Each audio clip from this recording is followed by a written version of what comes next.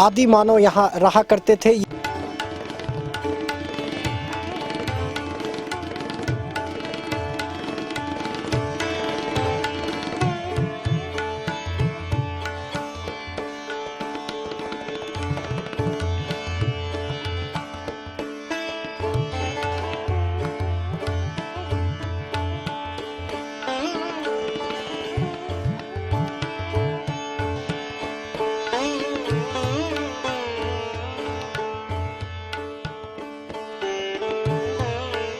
मां विश्वेश्वरी देवी का एक प्राचीन मंदिर है।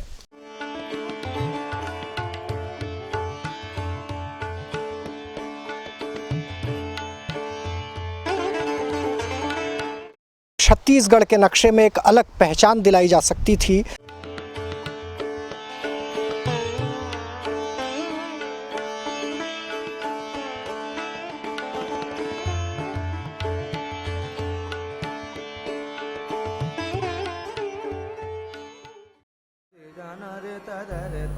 रत्न गर्भाधरा के कोष में अनमोल प्राकृतिक खजाना छिपा हुआ है। कोरबा जिले की प्राकृतिक संपन्नता की बात मैं पहले भी कई बार कर चुका हूँ। यहाँ की धरा में जितना खजाना छिपा हुआ है वो सभी को चमत्कृत और अभिभूत कर देता है। यहाँ का आकर्षण ऐसे सभी केंद्रों पर मानव के लिए प्रबल साबित होता है जो यहाँ की संपन्नता और इतिहास को हमेशा बताता रहता है। ये भूमि इतिहास के प्रत्येक चरण में मानव जाति की क्रीड़ा भूमि रही है। ये पूरा इलाका नैसर्गिक संपदा से परिपूर्ण रहा है। हसदेव के सुरम्य और तीक्ष्ण प्रवाह से सिंचित और सघन वन हमेशा से लोगों के आकर्षण का बड़ा केंद्र रहे हैं।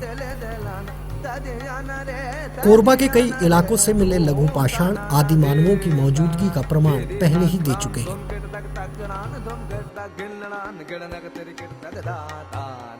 यात्रा जारी है क्योंकि हम खुद उन पुरातात्विक और ऐतिहासिक जगहों को करीब से देखना और जानना चाहते हैं जो छत्तीसगढ़ की समृद्धता का कभी केंद्र रहे हैं।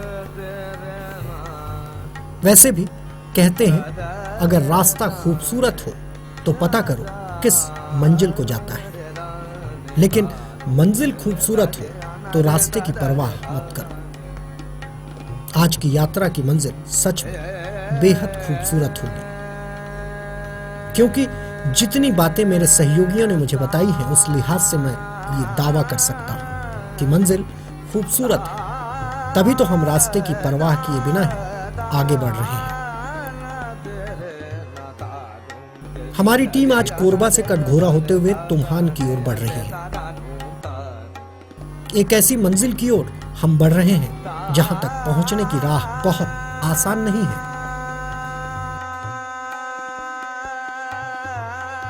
रास्ते में दोनों ओर पहाड़, कई जगह कुदरत का करिश्मा हमें रुक रुक कर चलने को कहता है। जडगा पसान मार्ग पर हम प्रकृति के श्रृंगार का दीदार करते हुए तुमान की ओर बढ़ रहे हैं। एक जगह भगवान की दुर्दशा का नजारा दिखाई पड़ा। कभी किसी ने एक शिवलिंग रखकर पूजा अर्चना की होगी। अब बरसों पुराना फटा हुआ झंडा और विराजित शिवलिंग के चबूतरे की दरकती दीवार भगवान के प्रति इंसानों की बदलती सोच का प्रमाण है। हाँ, प्रकृति ने जरूर भोले बाबा का साथ दिया है, तभी तो एक सूखे हुए पेड़ पर इस भीषण गर्मी में फूल खिले हुए हैं। बहारों का जमाना याद आएगा,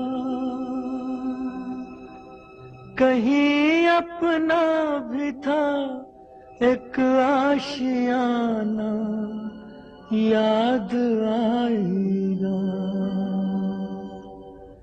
कल चमन था आज एक सहरा हुआ, देखते ही देखते ये क्या हुआ। कल चमन था आज एक सहरा हुआ, देखते ही देखते ये क्या हुआ। कल चमन कुदरत की करिश्माई को देखकर हम आगे बढ़ गए। रास्ते में सोचा शायद वहां कभी लोगों की बस्ती रही होगी। लगता है हम तुमान पहुंच गए हैं। साथियों ने इस सरकारी कोशिश की ओर इशारा करते हुए बताया, यही तुमान है।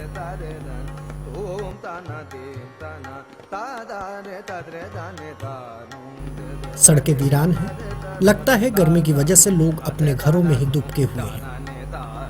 खैर, हम उस मंजिल पर आ गए हैं जो कभी छत्तीसगढ़ की पहली राजधानी हुआ करती थी। जी हाँ, तुमान का इतिहास 10वीं शताब्दी का है।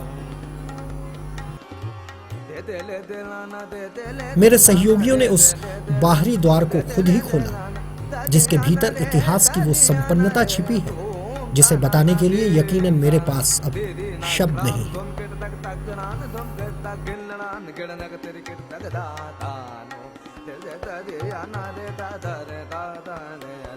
देखते ही देखते आंखों के सामने धराशायी इतिहास की धुंधली तस्वीर खड़ी हो गई, जिसकी कल्पना मात्र से मैं अचंभित रह गया। मुझे बताया गया कि यहाँ प्राचीन शिव मंदिर है। हमने इस ऐतिहासिक और सिद्ध शिवलिंग के दर्शन किए।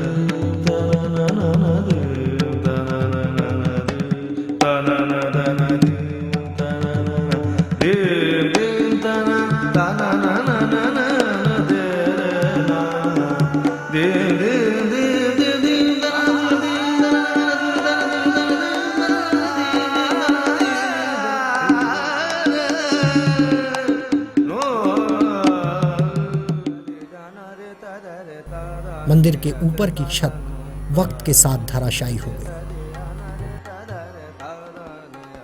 मगर भीतरी नक्काशी और पत्थर पर बनी कलाकृतियां उस वैभव का प्रमाण आज भी देती हैं जो हजारों साल पहले था। ये मुख्य मंदिर है जहां की पथरीली दीवारों पर बारीकी से की गई कलाकारी बीते जमाने की कला संपन्नता को बताती है।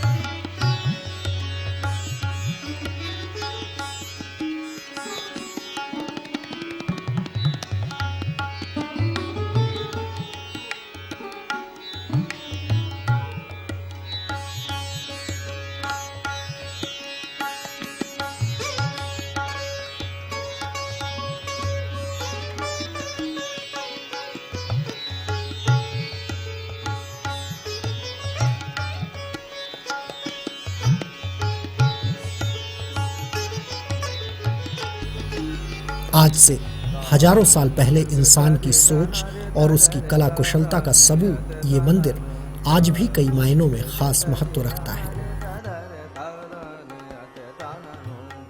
इतिहास के जानकार बताते हैं तुमान है वंशी कलचुरी राजाओं की राजधानी रही है।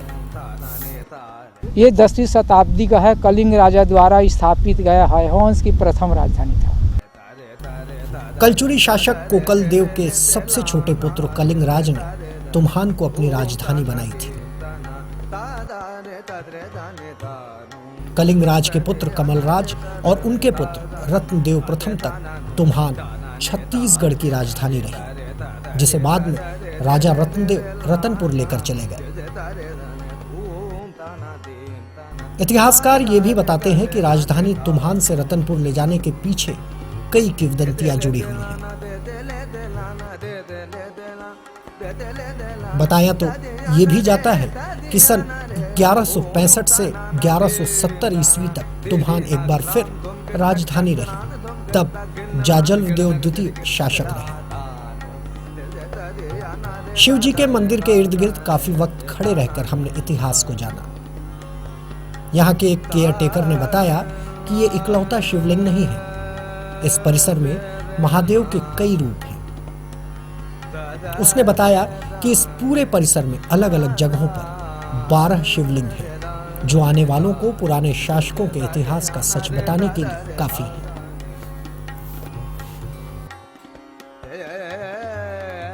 11-12 ठो शिवलिंग है। इसको मतलब भक्त मंदिर का नाम मतलब शासन ने इसको घोषित किया गया है।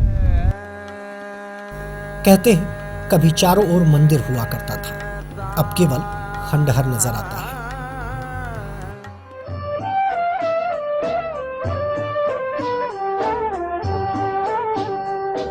मुझको बर्बादी का कोई गम नहीं, मुझको बर्बादी का कोई गम नहीं, गम है बर्बादी का क्यों चर्चा हुआ। इसे प्राचीन स्मारक घोषित करके पुरातत्व विभाग ने संरक्षित करने का काम तो शुरू किया है, लेकिन मौके पर महज खानापूर्ति के कुछ और नजर नहीं आता। इस शिव मंदिर के सामने एक पत्थर नंदी की शक्ल में नजर आता है। कहते हैं जब राजा इस मंदिर का निर्माण करवा रहे थे, उस समय एक बैल अक्सर आकर मंदिर निर्माण को नुकसान पहुंचा देता था। एक दिन राजा को गुस्सा आ गया, उन्होंने बैल को यहीं पर गोली मार दी। कहते हैं इस पत्थर के बीच में बना यह निशान उसी गोली का है। मान्यता तो यह भी है कि जिस वक्त राजा ने बैल को गोली मारी, उसने राजा को तत्काल श्राप दे दिया और पत्थर के रूप में हमेशा के लिए यहाँ विराजित हो गया। बैल का श्राप था कि राजा तुम्हारे इस तालाब में कभी भी पानी नहीं रहेगा, तुम पानी के लिए तरस जाओगे। तब से आज तक इस परिसर के पास स्थित इस राजा रानी तालाब में कभी भी पानी नहीं भरा। गांव के लोग भी इस बात को यकीन से इसलिए बताते हैं क्योंकि उन्होंने अपनी गुजरी हुई पीढ़ियों से सब सुन रखा है। मंदिर को बैला ने फोड़ दिया और राजा ने इसको गोली मार दिए, इसलिए बैला ने श्राप दे दिए कि तुम्हारे पूजा करने के लिए मैं तुम्हारे तालाब में पानी नहीं रहेगा, क्योंकि मेरे को मार दिए गए। हमने इस संरक्षित इलाके के उस चौकीदार से बात करनी चाहिए, लेकिन उसने जो कहा वो हमारे लिए जितना आश्चर्य का विषय था, उससे कहीं ज्यादा आपको हैरानी हो सकती है। यहाँ के चौकीदार को न इस ऐतिहासिक धरोहर का ई पता है, न वो हिंदी बोलना जानता है। हमारा इंचार्ज तो यहाँ का नहीं है, वो ठीक से हिंदी नहीं जानता। ये हकीकत उस पुरातत्व विभाग की है जिन्हें राज्य के इतिहास को समेटने, बताने और संरक्षित करने की तनख्वाह दी जाती है। हम यहाँ किसी की आलोचना करने नहीं आए हैं, मगर हमारे जैसे ना जाने कितने लोग यहाँ आकर यहाँ से बिना कुछ जाने ही वापस लौट जाते होंगे। हमने तो बहुत कुछ सुन रखा था, कुछ कागज के टुकड़े पास में थे जिनकी बदौलत इस प्राचीन वैभव की दास्तां को मैं आप तक बता रहा हूं। यहाँ पर शिव की मूर्तियों के अलावा भगवान बुद्ध की कई मूर्तियां खुदाई में मिली हैं। यहाँ कई ऐसे अवशेष हैं जो शक्ति की उपासना किए जाने का प्रमाण देते हैं। तुम्हान में की गई खुदाई में सैकड़ों बेशकीमती मूर्तियां भी मिली हैं, जिनमें राम, सीता, लक्ष्मण, हनुमान के अलावा भगवान गणेश की मूर्तियां हैं।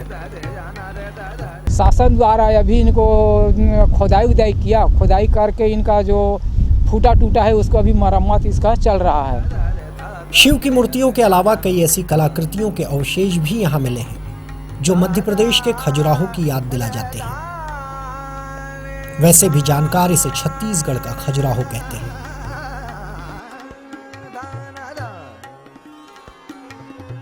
कमरों में बंद पड़ी इन बेशकीमती मूर्तियों को इस ऐतिहासिक धरा के गर्भ से निकाल तो लिया गया है, लेकिन इनके बेहतर संरक्षण और सुरक्षा के उपाय नहीं किए गए हैं।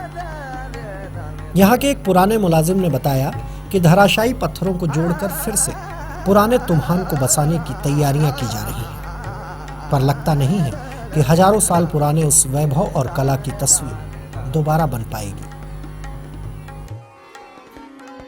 खैर, सूरज की कम होती रोशनी और तेज हवाओं की दस्तक हम लौट जाने को कह रही है। हमने चलते चलते उस औपचारिकता को भी पूरा किया जिसे हाथ में काफी देर से लिए चौकीदार खड़ा था। मेरी सहयोगी राजश्री ने पुरातत्व विभाग के उस रजिस्टर में सिर्फ इतना ही लिखा कि पुरातत्व विभाग की कोशिशें इस ऐतिहासिक धरोहर के संरक्षण के लिए पर्याप्त नहीं है। हम इस गौरवशाली धरा से निकल रहे हैं उस दूसरी मंजिल की ओर जहां की कई मान्यताओं ने भक्तों की आस्था बढ़ा रखी है।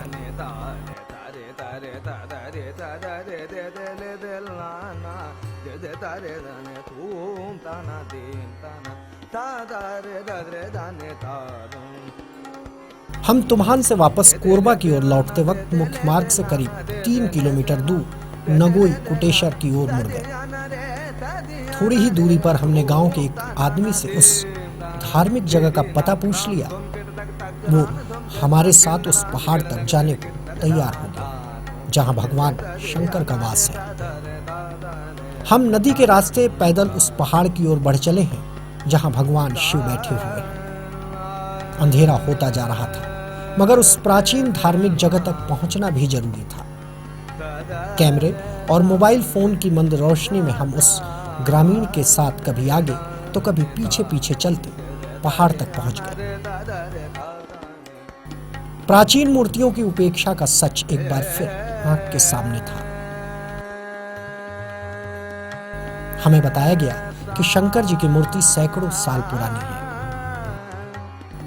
हमने इस दरबार की गायब छत और कुछ दूसरी बातों के बारे में उस ग्रामीण से जानना चाहा। उसने बस इतना ही बताया कि पहाड़ पर यह मंदिर काफी प्राचीन है। यहाँ शिवलिंग के नीचे एक सोने का मुकुट आज भी है, जिसे कुछ बरस पहले एक बदनीयत इंसान ने निकालने की कोशिश की, मगर वो सफल नहीं हो सका। मामला न्यायालय में है, इस कारण मंदिर की शक्ल संवारने की कोशिशें कभी की ही नहीं गई। कुछ वक्त रुकने के बाद हम वापस कोरबा के लिए निकल पड़े, मगर रास्ते भर कभी इतिहास की दुर्दशा पर सोचते रहे तो कभी अपनी अगली मंजिल की तलाश करते रहे। हम फिर आएंगे, क्योंकि जीवन की यात्रा भी जारी है।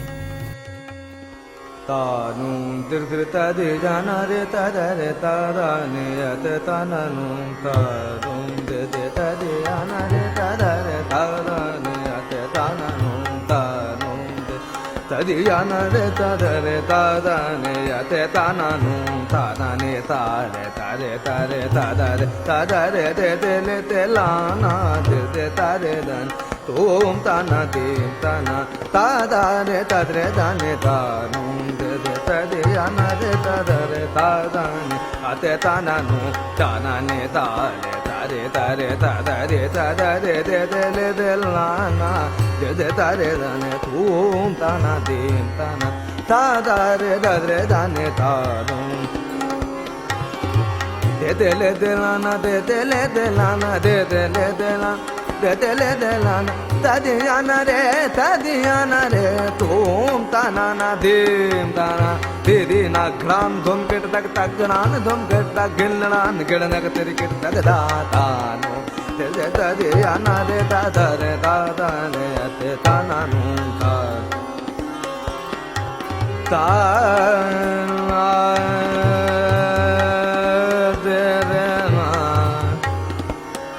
tada re dane tada re dane ta dum de re ta re ana re tada re ta dane